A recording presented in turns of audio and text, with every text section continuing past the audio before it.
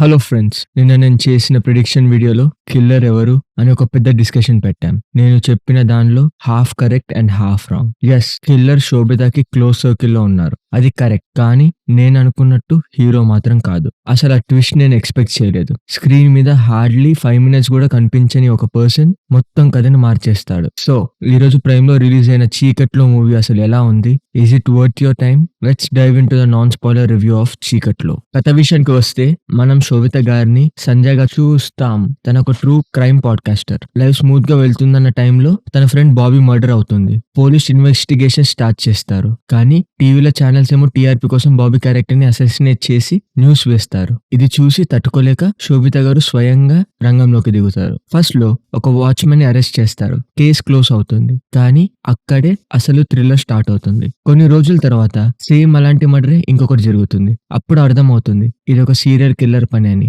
ఇక్కడ movie investigation నుంచి పూకి thriller గా మారుతుంది. కిల్లర్ సిగ్నేచర్ ఏంటో తెలుసా?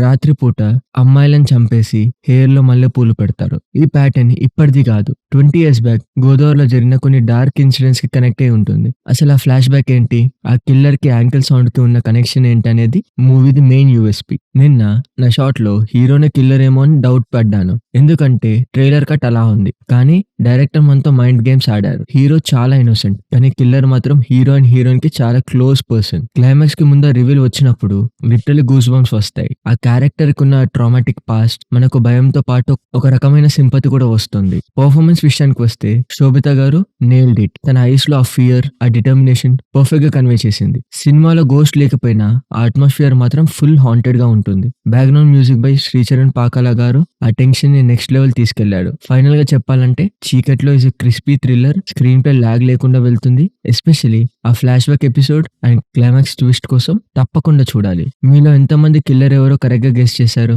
కమెంట్ సెక్షన్ లో స్పాయిలర్స్ లేకుండా చెప్పండి. వీడియో నచ్చితే లైక్ కొట్టండి, సబ్స్క్రైబ్ చేసుకోండి. See you in the next video.